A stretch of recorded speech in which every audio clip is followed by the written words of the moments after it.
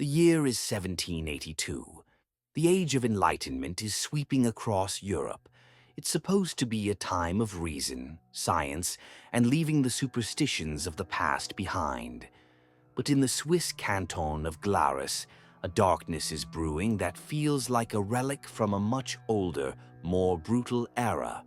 This is a story about the law being twisted into a weapon, about how a powerful man's reputation was valued more than a woman's life. It is the story of a judicial murder.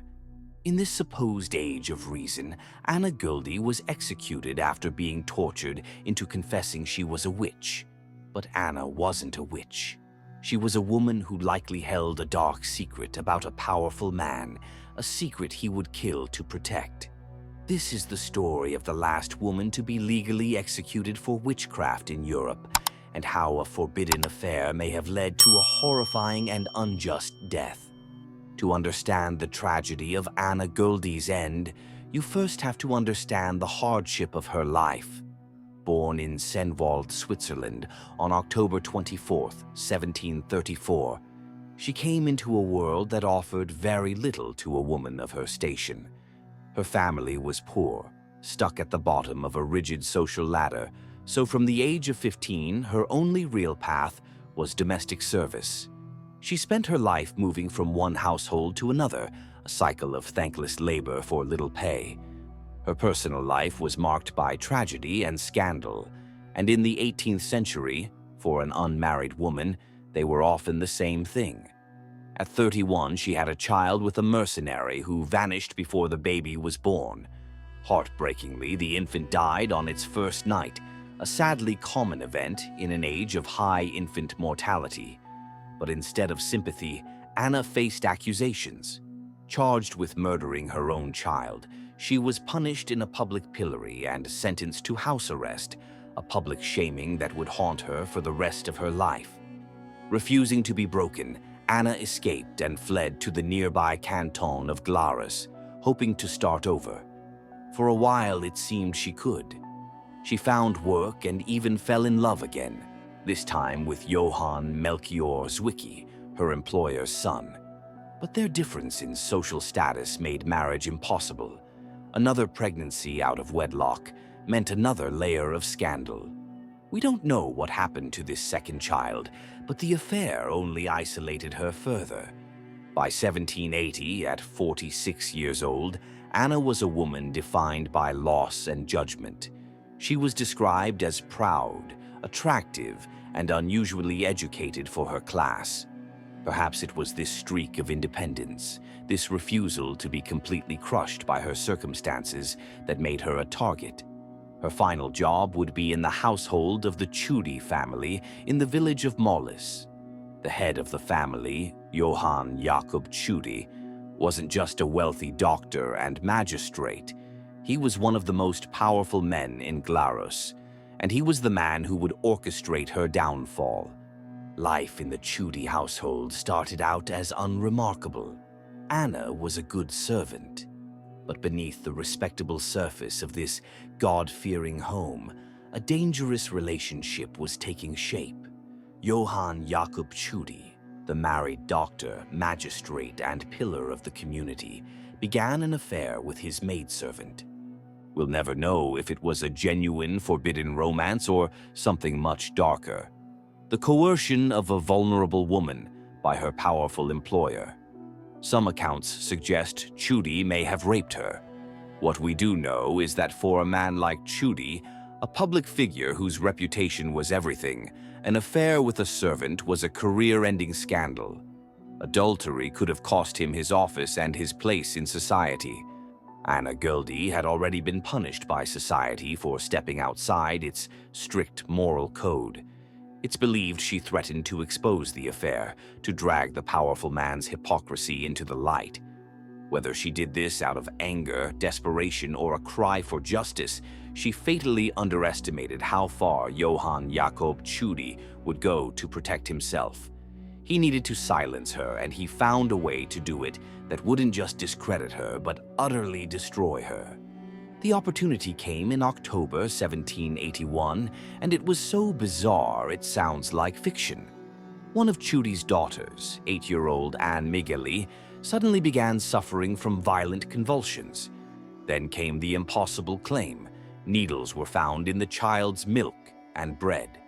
Soon after, the girl began to vomit, and her parents claimed she was bringing up dozens of pins and bent nails. In an age of reason, a doctor like Chudi should have looked for a rational cause. Instead, this man of science made an immediate, fantastic leap. This wasn't natural, it was supernatural. It was witchcraft, and he knew exactly who to blame. Even though Anna had already been fired and had left the house, he pointed his finger straight at her. The story was perfect. It was terrifying, sensational, and most importantly, it recast Anna not as a lover who could expose him, but as an evil witch who preyed on children. The stage for a modern witch hunt was set. With the accusation of witchcraft hanging over her, Anna knew she was in mortal danger and fled Glarus. But Johann Jakob Chudi was a man of immense influence, and he wasn't about to let his problem just walk away. He used his power to turn the state against her. On February 9th, 1782, the authorities of Glarus issued a public warrant for her arrest, printing it in the Zürcher Zeitung newspaper and offering a bounty of 100 crown thalers for her capture. The advertisement described her in detail, painting her as a dangerous fugitive. She was no longer a person, she was a monster to be hunted. The hunt was swift. Anna was captured and brought back to Glarus in chains.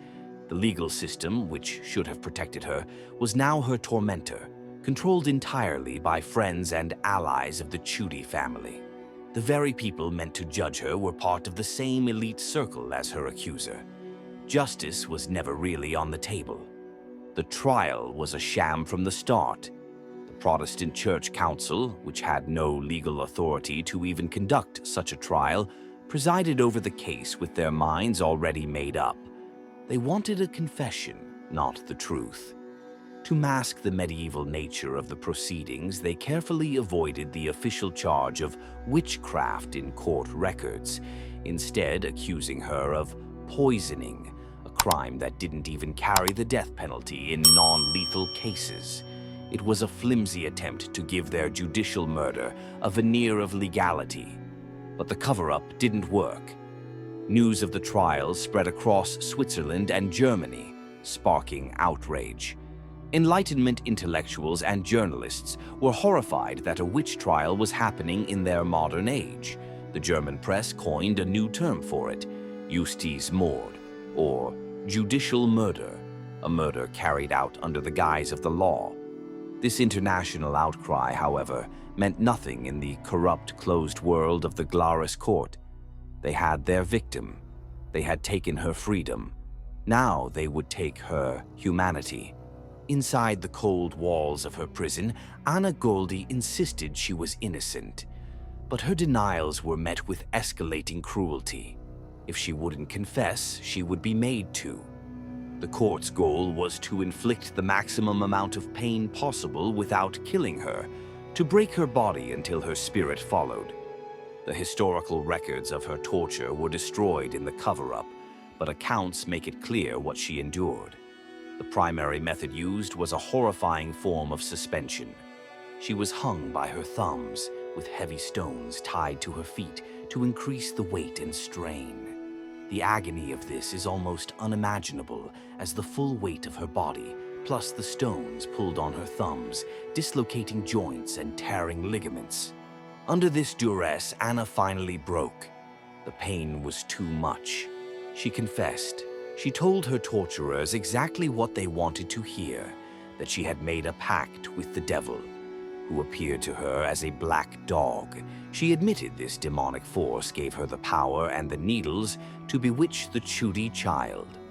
But the moment the torture stopped, a flicker of her defiant spirit returned.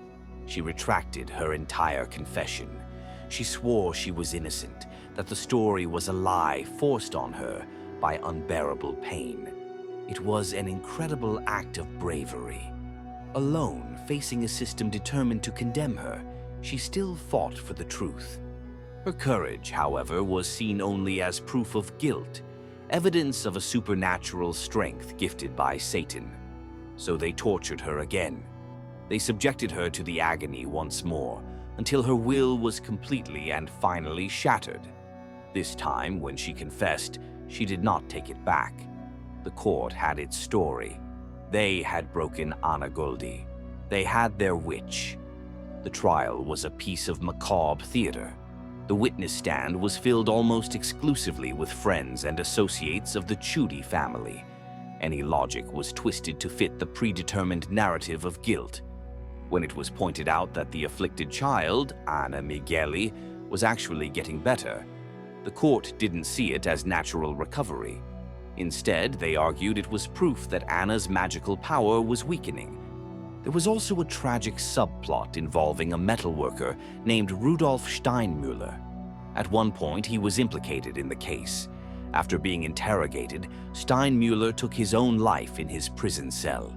His death was just another loose end tied up, leaving Anna as the sole focus of the court's murderous intent. On June 13, 1782, the verdict was delivered. Anna Göldi was sentenced to death. The official charge remained poisoning, a deliberate lie to hide the fact that they were executing a woman for witchcraft in the heart of enlightened Europe. The method of execution was to be beheading by the sword. As she faced her end, Anna pleaded for mercy, but there was none. The system had condemned her to protect a powerful man, and it would not be swayed. Her execution was a public spectacle, a final act of humiliation meant to solidify her image as a monster. On a summer's day in Glarus, Anna Göldi was led to the public square, forced to kneel, and a swordsman ended her life. She was 48 years old. The authorities immediately tried to bury the truth with her body. The court protocols of the trial were ordered to be destroyed to erase the injustice from the record. But they failed. The story of Europe's last witch had already spread, a shocking testament to superstition and the horrific abuse of power. For over 2 centuries, the official verdict stood: Anna Göldi was a convicted criminal. But her story refused to die. Journalists and historians, most notably Walter Hauser, painstakingly uncovered evidence of the cover-up, the affair, and the illegal trial. They revealed the truth. Anna Göldi wasn't a witch, but the victim of a powerful man's desperate attempt to hide his own sins. Finally, on August 27, 2008, more than 226 years after her death, the government of the canton of Glarus did something remarkable. They officially exonerated Anna Göldi. They acknowledged her trial was a miscarriage of justice and that she was the victim of a judicial murder. Today, her memory is honored. A museum dedicated to her life now stands in Glarus, telling her story and educating visitors about the witch hunts. At the courthouse where she was condemned, a memorial of 2 eternal lamps shines day and night, a symbol of atonement and a permanent reminder of the injustice she suffered. The story of Anna Göldi is a chilling reminder of how easily fear, superstition, and power can corrupt justice. It forces us to ask, what do our modern-day witch hunts look like? Who are the people we scapegoat for society's problems today? What do you think? Is Anna Göldi's story just a dark chapter from a bygone era, or does it hold lessons that are still deeply relevant in our world? Let me know in the comments below. And if this story moved you, please consider subscribing for more journeys into the shadows of history.